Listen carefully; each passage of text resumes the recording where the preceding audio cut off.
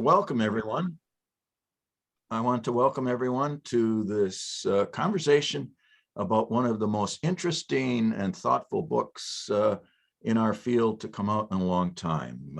We're fortunate today to have author Ronald Schatz from Wesleyan University, one of our eminent historians and labor historians in the field. His early work was on the electrical workers, and I remember reading that with great interest.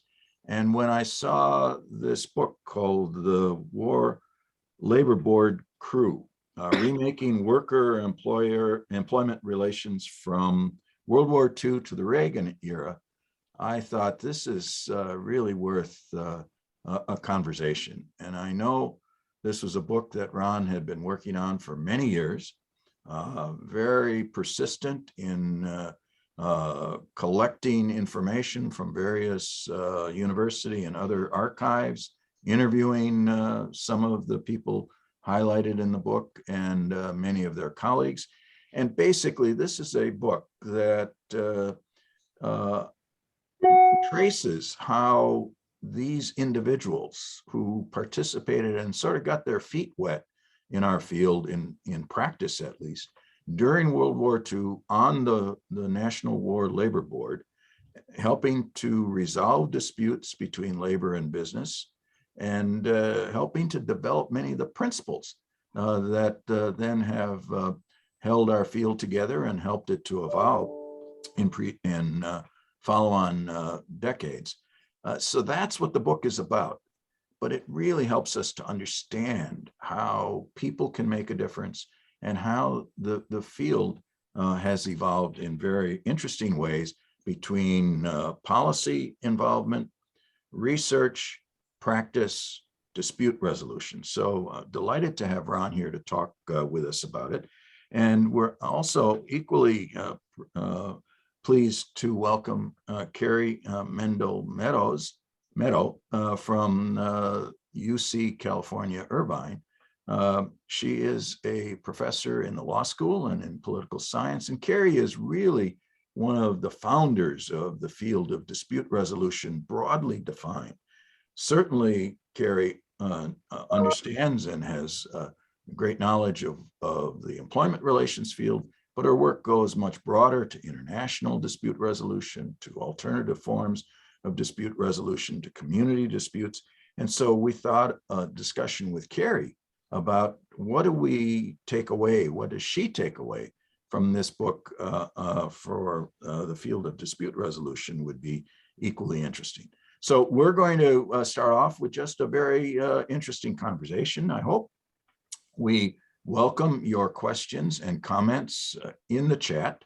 Put them in the chat and we will draw on them. I'll try to manage the chat and bring your voices in.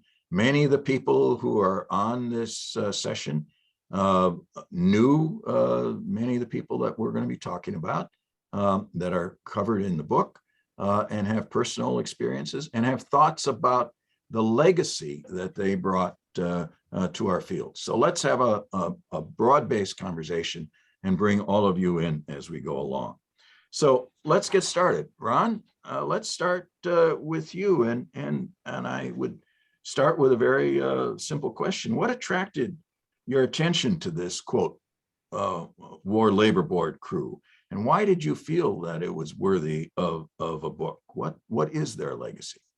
It's a very interesting question. Because I'm a labor historian. That's my background. And I studied with the greatest labor historians of the English-speaking world, E.P. Thompson and David Montgomery and so forth. But I've thought about this. I think it's personal. I think there must have been things in my own family that made me look at, it's a complex response. First, I first heard about Carker when I was a freshman or sophomore and read the uses of the university and was utterly appalled but that the university would be of this character. I mean, I had was this liberal student at the University of Wisconsin, and this seemed just not right at all. That began. Then later, I studied with Thompson in England, and was and then with all these Marxist historians, and was. But as I studied it, I came to disbelieve what I was taught, and to see a more complex version of how relations between labor and capital and the state work, and further. And this is not few people in my field do this. Talk about the intermediaries, and yet they seemed important. And so they just seemed too important to ignore. And so I wrote about labor priests, Father Conley from Donnelly from Connecticut, who also was the mediator between the farm workers union and the growers in California. And then I came to see that they were just part of a larger part. There were these several dozen people who were at the core, it seemed, of labor relations for a half century. Yeah. And when I started by, I guess, in serious research by studying the Cornell IR school, which I think you taught at the beginning of your career. And there learned about what they were all about and why they were created. And that was because the industries were running away from New York State because the unions were too strong. Yeah. And so they created this program that was not pro-labor or pro-management, but to try to be in between and educate both sides so that they could find for cooperation. And from there on, and ultimately, as to more and more studying, then I interviewed John Dunlop, who's, as all of you who've encountered him know, was quite a character. And I'm interviewing him, and he's almost before I can say anything, he said, "What are you studying?" I'm studying in industrial relations professionals, Professor Dunlop. What's an industrial relations professional? I came up with those words because that's what those folks called themselves after the war, in the late 40s. And before I started to say, he said, "Isn't a foreman an industrial relations professional? Isn't a shop steward an industrial relations professional? Who are you talking about?" So I give examples like Dunlop and Kerr and Sylvester Garrett and others. And he said, "Well, we all worked for the Law Labor Board." And at that moment, it all gelled. Yeah, that's fantastic. That's a classic John Dunlop story.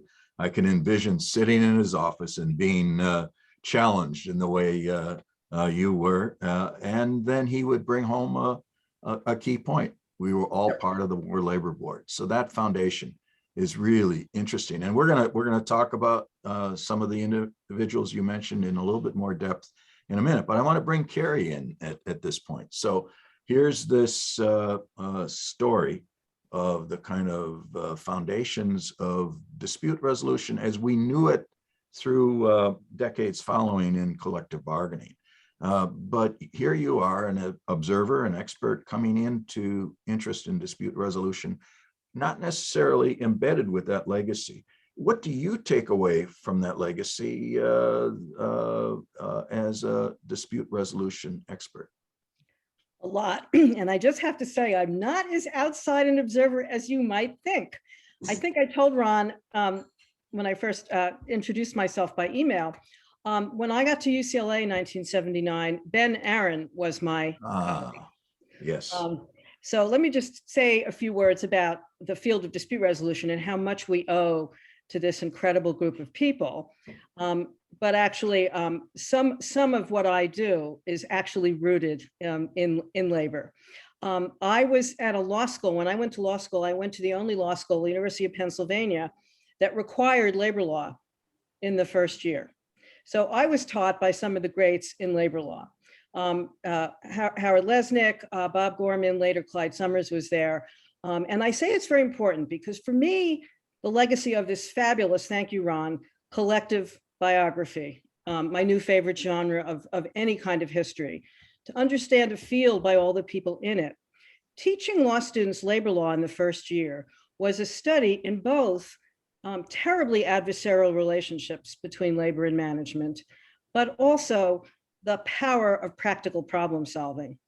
And Ron's book makes that incredibly clear, that these folks on the War Labor Board, and it's interesting that both Cornell's famous labor school, which many of my friends went to, and the labor mediators of the early area wanted to see themselves as being in the middle and solving the nation's problems of production during the war and trying to keep the labor peace. So when I was a law student, I immediately thought, how can we put these things together?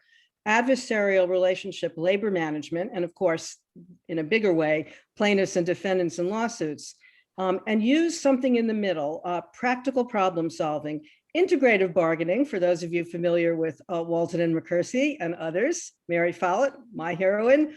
How can we integrate adversarial needs and interests to try to create new and better solutions? And it was just fascinating to read this book, Ron, thank you, and to see how it was a field that sort of evolved inductively from the cases and from the need to solve problems and solve the war problems and productivity and all of that, and then to see how it evolved over the decades. So we'll get into that later. And I'm very interested also in what happened at the end. And Ron sort of concludes the book by saying the sadness of after several decades of a lot of success and some problems with Clark Kerr. I'm a faculty member at the University of California, so I have to say a few words about Clark Kerr later. There's an interesting question for me in whether there has been successorship from these great leaders. And I would say yes, and I would say I'm part of that. Ben Aaron was incredibly generous to me when I came to UCLA and began to teach negotiation and to treat these processes that these men developed, men, we'll get to that issue too, mostly men, except for Judith Mckelvey, that he was very interested in creating other generations. So he invited me in to apprentice as a labor arbitrator. I did a little of that, but Ben was one of those people who did care about creating another generation. And so although I did conflict resolution in a much broader way, Tom, I would say that I'm not as far from on the outside here as you might think. Well, that's a nice transition in the fact that you are part of the field, but you apply these principles in a wide variety of areas. That's one of the I think understated legacies of that generation of people, because they developed principles really for collective bargaining. But now every business school, every law school, every public policy school has courses on generic aspects of negotiations and dispute resolution, and the intellectual frameworks and background comes out of that generation and much out of the Walton and McKersey book that you mentioned. And I have to say, in sadness, that we just lost Dick Walton about 2 or 3 weeks ago at the ripe age of 91. But he was a giant in our field, and we have Bob McKersey's very active. Talked with him this morning on something else. So we still have these giants. Ben Aaron was always a gentleman. He was good to me in visits to UCLA and provided mentorship for many people. So Ron, let me come back to you. Let's talk about some of these characters, and they were characters for sure. And maybe we should start at the beginning with George Taylor, who was the chair of the War Labor Board during some of the time that institution was in place, and then went on to be such a central arbitrator and really helped shape the nature of labor arbitration. What did you see in George Taylor that really stands out as part of the legacy in our field? Well, truth be told, I don't really understand your field. That is the field of dispute resolution. So you'll have, Carrie will have to tell me what I don't know, and you will. But I know what they did. Taylor was labor, and all virtually nothing else for Taylor. Why Taylor? He grows up in Kensington, which is a heavily industrialized section, now desperately poor, or at least when I was studying it, of Philadelphia. Immigrant workers from northern England and from Ireland in textile mills, but his family were Quakers. Well, there are about 15,000 Quakers in the big city of Philadelphia, but virtually all of them are in the affluent sections. Taylor's parents and his uncle were rare in Kensington. Well, Kensington was this ferocious industrial conflicts, strikes, which is not just strikes. There'd be transit workers would go on strike, and the people in Kensington would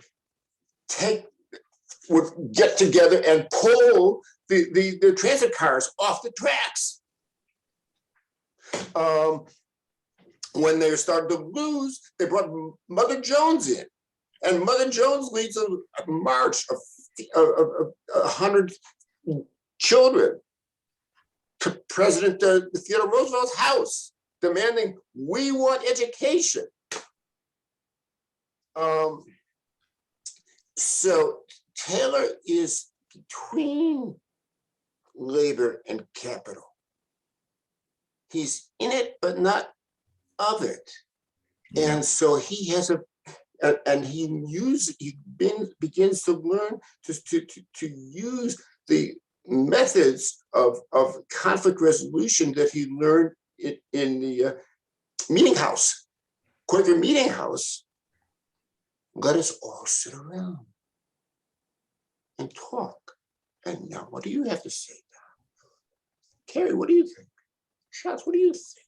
We go round until we reach a compromise. Mm-hmm. Well, he then uses that when he begins to study the textile, the silk stocking workers union, which was led by socialists in Philadelphia, and then is hired as to be their mediator. And this is the early 30s. And then he does it in the men's clothing workers union in Philadelphia. And then the war is coming and begun already in Europe and in Asia. And General Motors and the new United Auto Workers are not cooperating at all. And they need somebody, and they need a young, very talented person. And they persuade Taylor to go to New York, to Detroit, excuse me, and mediate in that industry. And then after Pearl Harbor's attack, Franklin Roosevelt or his staff called him and said, we need you in Washington. We need a board. And we want you to be the number 2 person there. Yeah. And that's the interesting point here, that these people who we're talking about here had a private sector experience, but they had to create these principles and then adapt them to government service. And that's a feature of our field. We've always valued people who move between academic, private practice of dispute neutral work and public policy. And Carrie, he came from the University of Pennsylvania. You studied with some of the people who learned from him. But, this ability to adapt from one sector to another, what do you take away from George Taylor? Well, among other things, as Ron said, I think one of the key parts of his personal history is his being a Quaker. And Philadelphia is very important in that. Yes, lots of labor strife. And I was a poverty lawyer in Kensington in the 70s. And for those of you that are interested, I just read a mystery which takes place in modern Kensington. So Ron, your history of Kensington and the conflicts of the Irish and the English workers is incredible in terms of how it's played out in Kensington, which remains quite poor with a slightly different racial composition. But I just want to say that's the importance of history and that neighborhood.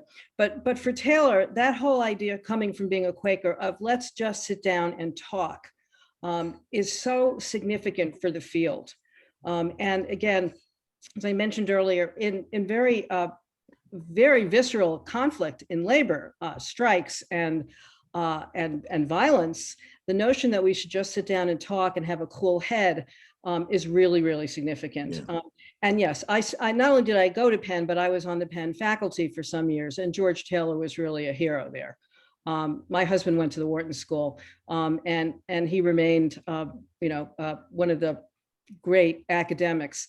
And as you say, Tom, my heroes have been those in my life, heroines too, I should mention, have been those who do go back and forth. They learn something. A lot of these people were economists, we should say that Ron studied. They were economists, they had PhDs in economics. Whether they wound up being primarily labor or management, their economic training was often belied by what they saw in the field. That's right. And that sort of dialectic, if I might say, between our theories and what we see playing out in the field is so important for all of these guys. Just really important. They were many of them were great teachers too. So they took what they saw in the field and wound up saying, some universal theory isn't going to work always. So we have to be sensitive, and Ron says this a lot in the book. Different unions had different cultures, and so it's very hard to pull out of this universal theories that will always work. And so there's in this book a lot of talk about how many of the people working in the labor field realize that what worked in one union wasn't necessarily going to work in another. Yeah, that's a really important point, and one that we could spend the whole afternoon talking about. And I want to turn to John Dunlop for just a moment. We could spend a lot of time talking about his personality, his powerful intellect, his sense of history, his ability to build bridges across tough-minded protagonists. But Dunlop was a stickler for what you just said. Construction is not textiles, and if you don't know the difference, you aren't going to be of any use in this field. If I could sort of do my best impersonation. But Ron, let's say a word or two more. You had that great introduction to Dunlop. What do you think is his basic legacy in our field based on your analysis? And then Carrie, I'd like to hear your thoughts on that as well. Ron, about yes, that's a hard one. Because again,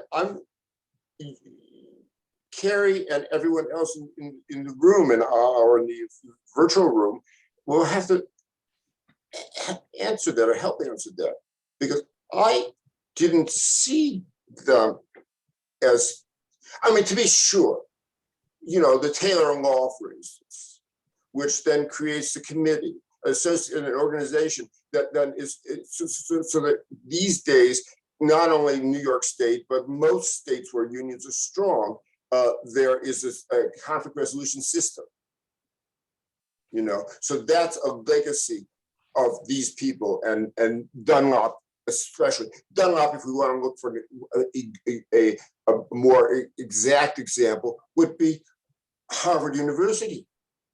I had students. I was at Wesleyan, been at Wesleyan University for many, many years, and when students would study McCarthyism and see that McCarthy was, McCarthyism was quite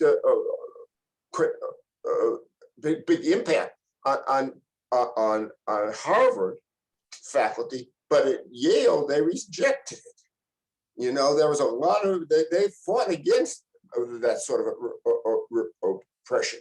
Well, now we get to the 1970s and 80s, and it's the reverse. And with Dunlop, Dunlop is able, working with a remarkable young woman in the on the staff at the university staff to build a cooperative relationship between a new union of the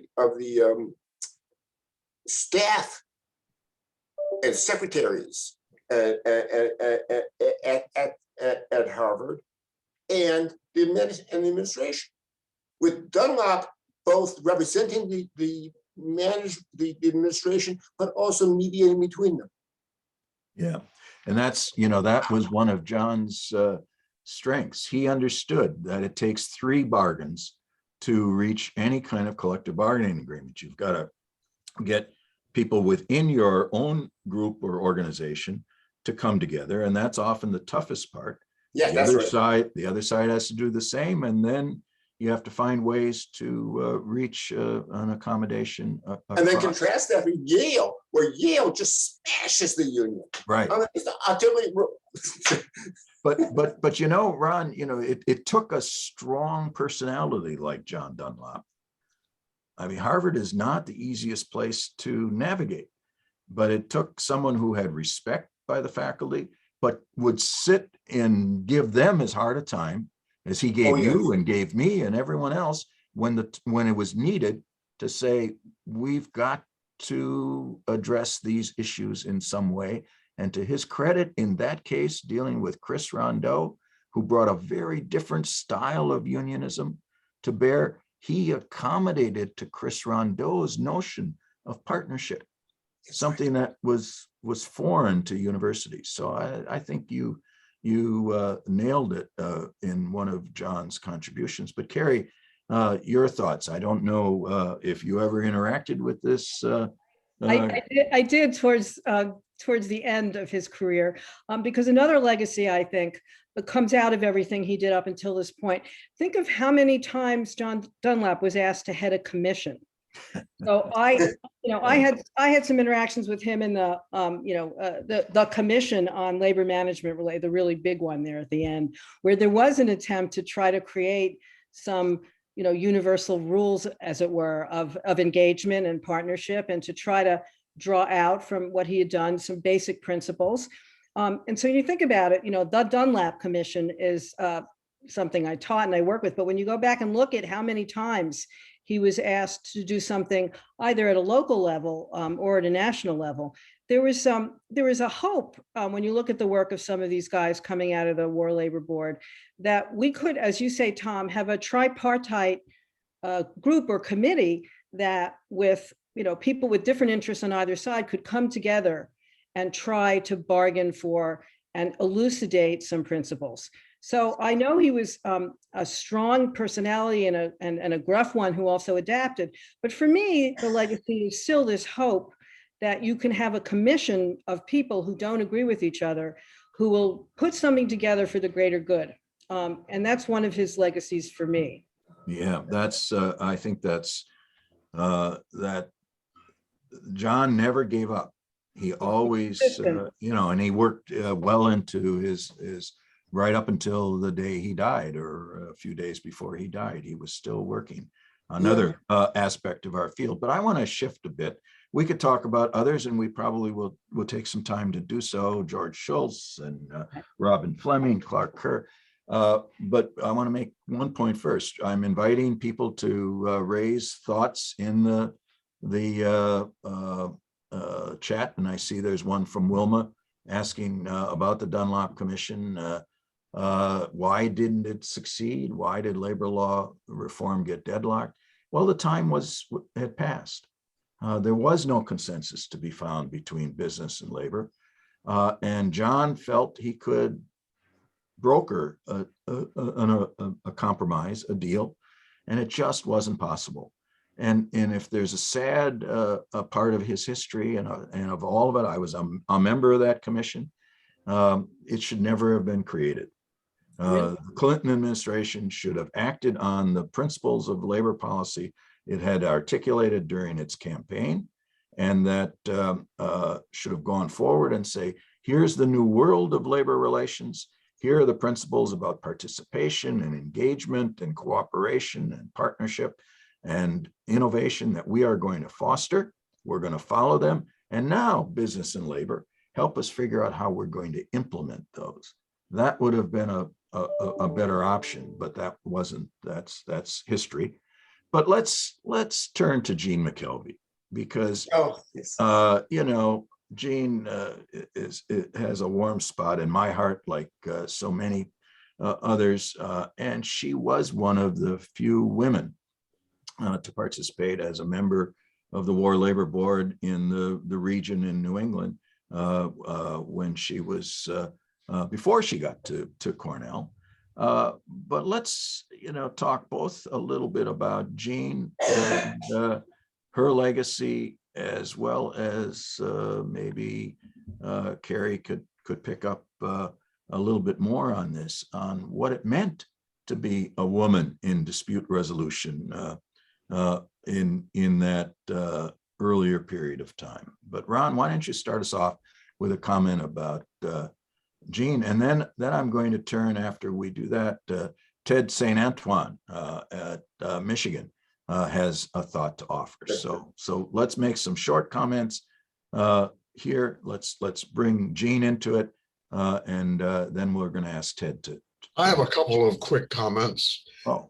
Part of the great legacy of the War Labor Board, of course, was the fact that so many of the leading labor arbitrators of the country got their feet wet in labor relations in the War Labor Board. And indeed, in 1947, several of the veterans of the War Labor Board founded the National Academy of Arbitrators. 1947, we will be celebrating our 75th anniversary next year, with about 630 of the people that like to consider ourselves sort of the cream of the crop of the labor arbitrators of the country. I'd like to say a quick word about one of the great figures, in my judgment, Bob Fleming, who was both president of the National Academy of Arbitrators and eventually president of the University of Michigan. Bob had a particular attitude, maybe philosophy is too highfalutin a term to apply to it, but I remember an extraordinary evening I had at his house with a small dinner party that included Walter Reuther, then president of the United Auto Workers. Both Bob Fleming and Walter Reuther had recently visited, quite separately, Yugoslavia in the Tito days.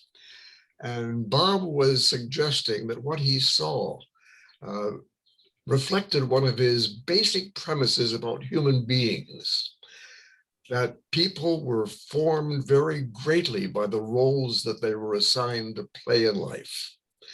He said, here the workers had taken over the plants. It was the people who were now running the great industries of Yugoslavia.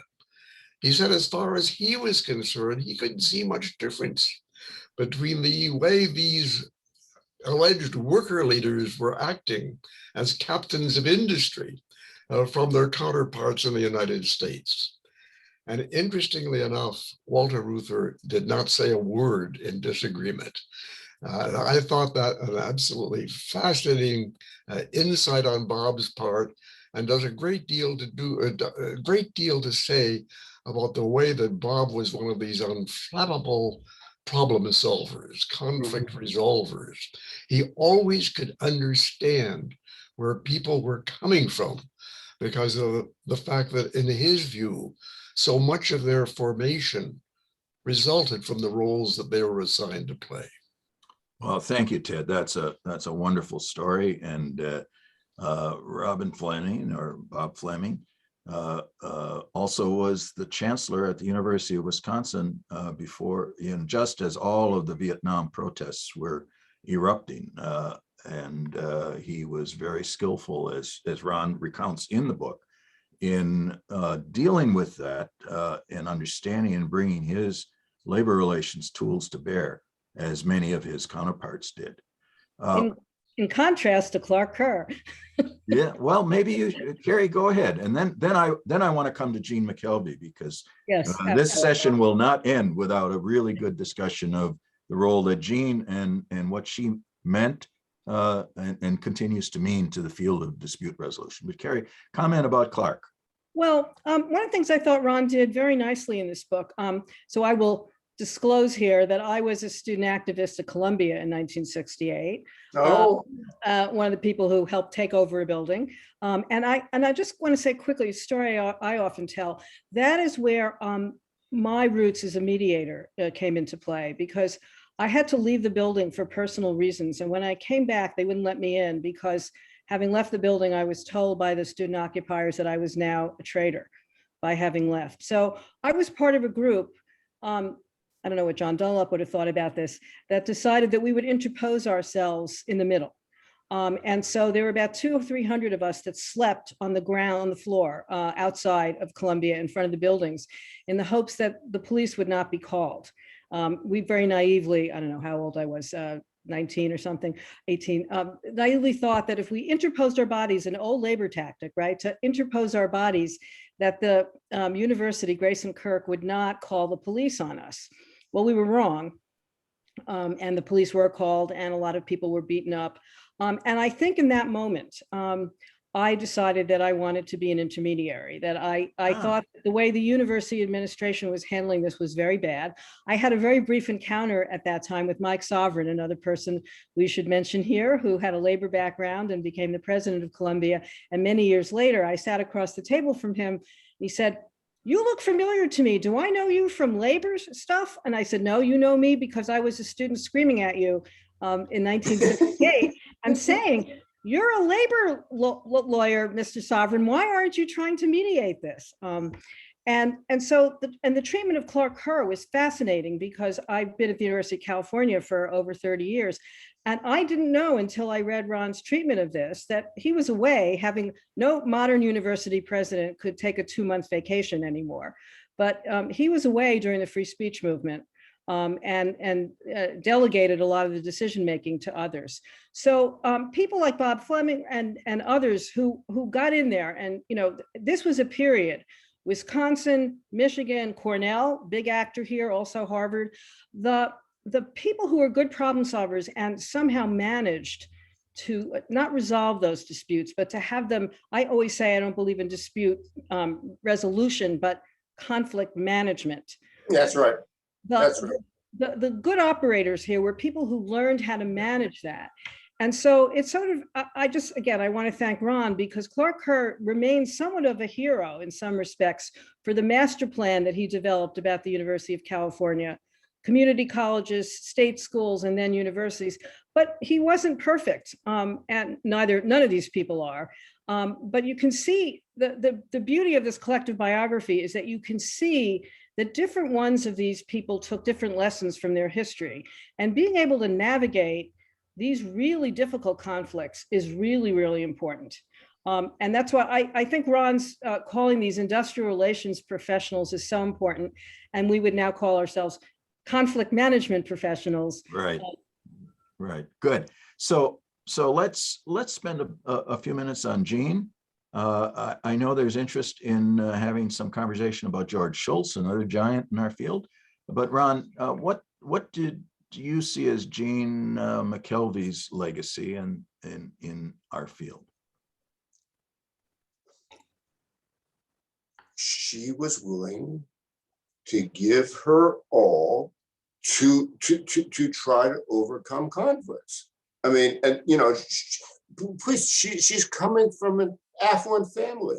She didn't have to be doing any of this. And then she's teaching at Sarah Lawrence, where she could have just been happily doing that. She after doing that for 10 of when the war came, she's a little older than the Labor Board boys, as Philip Murray called them. She was about 8 or 10 years older than them, and but they didn't appoint her to the War Labor Board or even to the staff. So she went to work during the war for an industrial parts factory. But then when the board became too overwhelmed by too many grievances, they created regional boards, and they put her on that one in upstate New York. And so that's where she began. And then after the war, she joins this new ILR school at Cornell, but she's appointed an assistant professor, which is, you know, she's older than them. She's more experienced than them. She's more knowledgeable than they are. Nonetheless, she takes the job. And then she works all these many years. She travels over the upstate New York, teaching workers and teaching employers how you need to cooperate and how you need to not necessarily cooperate, but find a way to reach compromises. No, not cooperate, but reach compromise, overcome your differences, at least temporarily. And this she learns, I believe, from the, you know, I spent 2 long days interviewing her. And her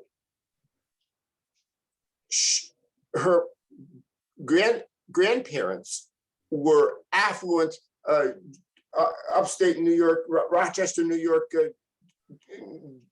German Jews who one of them owned Bergdorf Goodman's, another owns a textile garment factory in upstate New York, and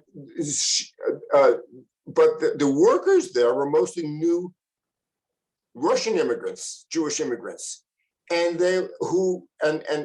she's this young teenage girl who has to go to the country club with them. When in the summer, she spends the summers with her grandparents in upstate New York, and you know they excluded the Jews from the Gentile clubs, so they went to Jewish clubs, and they would sit around and they obliged this serious young girl to instead go to the swimming pool with them, and while the parents talking about the drinking gin and so forth, and talking about with contempt about the workers, she says, I really ought to study them when I get to college. And when she gets to college, her father was an industrial engineer who was friends with Gerard Swope, the president of General Electric, who unlike other big corporation heads, was willing to go positively toward unions. Mm-hmm. And then and Swope in turn puts them one after another, the experts, the cooperating minded union management and intermediaries of the 1920s. She learned all about them and interviewed them. This is in the 20s. She's a college student. And then she does it in her master's thesis and then her PhD thesis. Dissertation. And then that leads her to Cornell. Yeah. And Cornell was fortunate to have Jean, as I had her as a colleague, as a junior faculty member, warm, but firm in her views, and never bashful about suggesting, well, maybe you should do it this way. And that was her genius. She didn't say, you're doing it the wrong way, but I do remember her saying to me, when I was having some difficulties with something or some issue I won't go into, she said, well, maybe if you did it this way, you could deal with it. But Carrie, I'm sure you have some thoughts on Jean and her legacy. Well, for anyone of my vintage, as a woman trying to enter this field, she was a role model. Not necessarily we all wanted to be like her, but as Ron said here and also in the book, the strength of character to essentially, she didn't have to do any of this, and she could have just been a rich girl. To see the empathy that she developed by interviewing and seeing how workers were treated, and so she. When I encountered her later in life, she was a very famous professional at what she did. So I just want to again say I appreciate Ron's treatment in the book to see where it came from. That she is again one of these role models of a woman who said, I'm going to do something different. And it's shameful, but quite common that she didn't get those appointments on the actual War Labor Board. When you think about it, Frances Perkins is there and Eleanor Roosevelt similarly. Escaping her class in a way to try to do good. There's no reason why Jean shouldn't have been on that World Labor Board. But as Ron said, she pulled up her sleeves and went and did the work anyway. So that is what that first or second generation of women had to do. She had a great contribution to make, and she was just going to do it. Whether she got the recognition that she should have gotten then. I mean, later on, obviously, very well respected by all of us. And I just want to say, this is a very controversial part of my work. I am one of those people who still think that women can do things differently. And so she's kind of an interesting model for someone who, as a woman, used her empathy for the workers and did stuff. But as you say, Tom, in a very firm, strong way. And so she was one of those early, I won't say pioneers, but early, very successful people in our field who remain someone that we can talk about. Do women mediate or problem solve differently or not?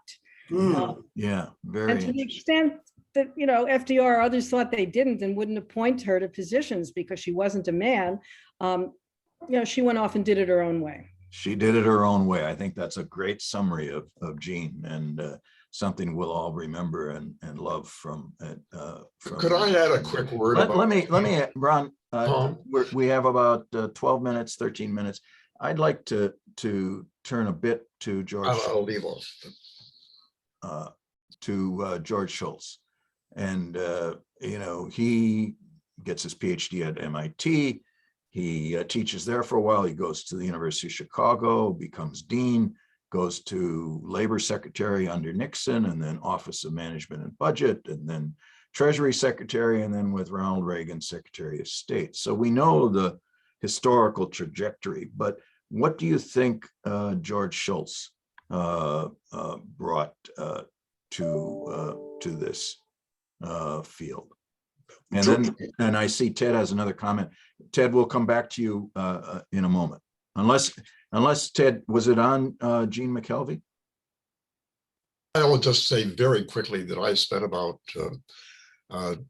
15 years working closely with Jean as a member of the UAW's Public Review Board. Yeah. And what impressed me is that Jean was not the person to speak first. She did not take strong initial positions. But after some of us blowhards had our say, Jean would quietly step in and say, well, I think I see this from Ted and this from Paul Weiler. And don't you think that something like this would make sense? And of course it did. And she was the great person standing back, letting others take the lead. And she finished the job very neatly, ultimately bringing some measure of moderation and consensus to our deliberations. Which is Michael George Taylor worked that way. Sylvester Garrett, who nobody remembers anymore, was equally significant. Do the same. About George Schultz. Think about it. He takes this expertise. He's these World Labor Board people had scores or hundreds of graduate students. but only one was as brilliant as they were, and as dedicated to the cause as they were, and had the imagination and the fight as he did. And he takes what he learns from industry and uses it first to try to peacefully integrate the public schools in the southern states, because that didn't happen because of Brown versus Board education didn't happen in the Eisenhower or the Kennedy or the Johnson administration.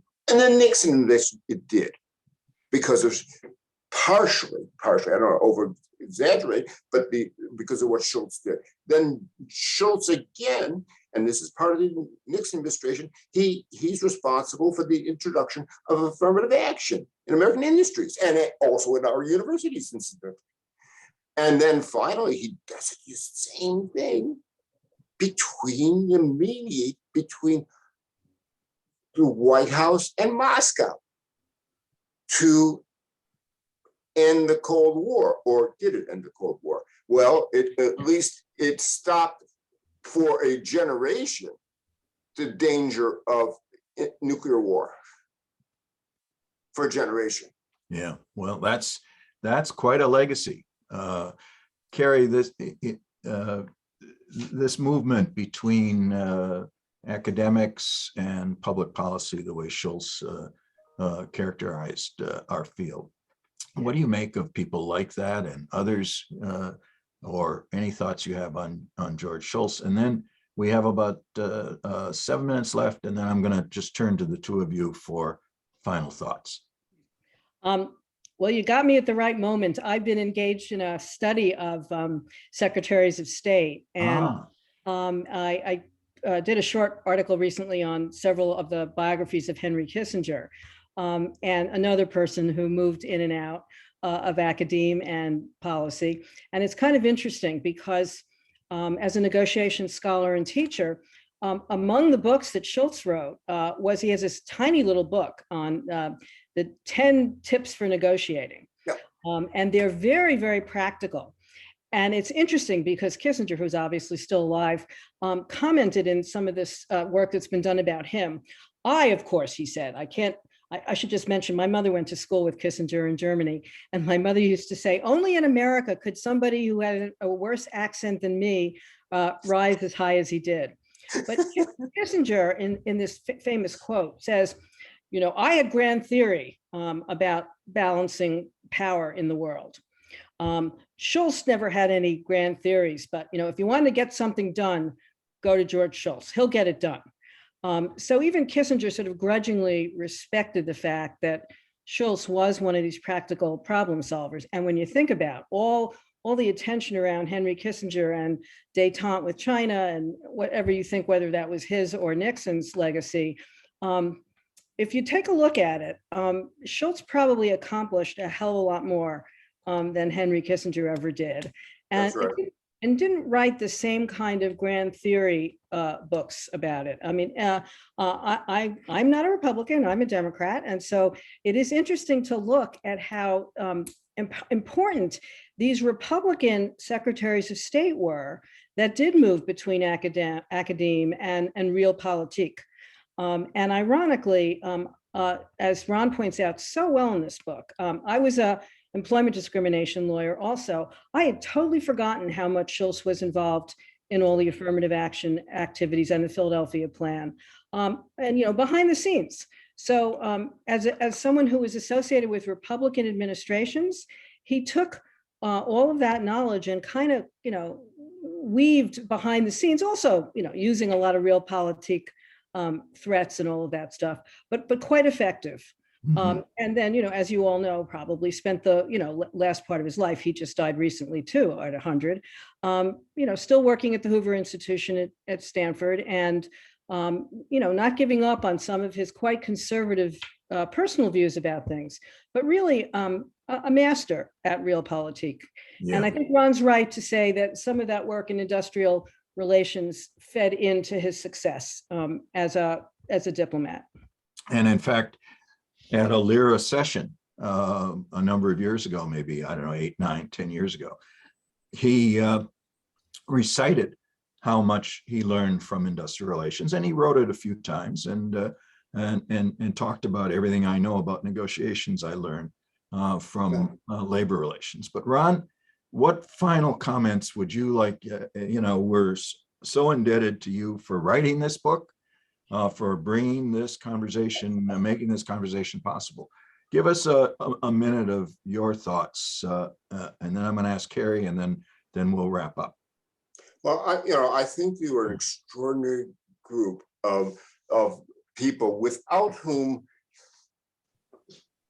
we wouldn't have had such relative calm in American society. I don't mean calm like there was no conflict, but managing the conflict in the United States for a half century, from the 40s all the way until the early aughts. Contrast it, my friends, to today. How off it is politically. Yeah. And surely it's not only because of these people, but having such people mattered. That's all. Yeah. Thank you. Very good. Thank you, Ron. Carrie? Well, my final word is just everyone who hasn't ought to read this book. The collective biography, to see where these guys came from. And as Ron has alluded to, why are things so bad today? And why is it that these people who came from different backgrounds, different political parties, different commitments to either labor or industry management, they came together every once in a while and solved unbelievably difficult problems.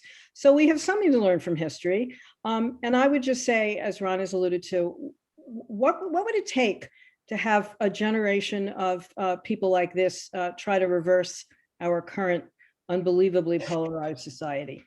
Thank you, Ron, for writing the book. And those of you out there who haven't read it, go read it. Yes. Thank you.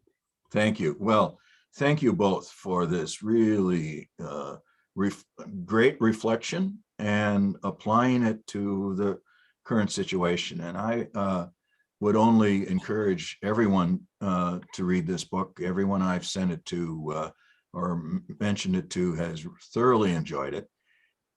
Particularly people who had some interactions with these people. But I believe this is a book that needs to be read by new entrants into our field, because it reflects the values, the principles, the norms, as well as the history of our field. And as you have both just said, it's our job, and it's the job of the next generation to achieve the same, or to work toward bridging the deep divides we have in our society in modern ways and reflecting the modern sources of those divisions. But I think there's an enormous amount to learn from this book and from this collection of people, and to do it now in more open and diverse ways, to introduce, to be inclusive, because many of the racial divisions that we have are not going to be addressed if we don't have at the table, so to speak, equal participation, respected people that reflects our racial diversity and can really speak to it. And Jim Mckelvey was particularly insistent on that point. Yes. Unlike the others, actually. Yes, and she was adamant. She had lived that history. She never was bitter about it, as far as I could see. She welcomed a young character like me into the school who had very different ideas about where we should be going. And for that, I am particularly always be grateful. So thank you, everyone. And thank you, Wilma Liebman, for suggesting this session. Wilma is our president of LERA, and for Bernadette Tiemann for making sure the technology and organizing it all, and Emily Smith for making all of this work. So thank you, everyone. Thank you. Thank all of you for I greatly appreciate your interest. And it's a great story. And I want it to be beyond labor historians who are actually, it needs to be bigger than that. You succeeded. Very good. Thank you, everyone. And the book is in the chat now for anyone who wants to to organize, wants to get it. So have a good afternoon, everyone, and thank you for joining us. Yes. Thank you. I'm available if anyone has questions, just email.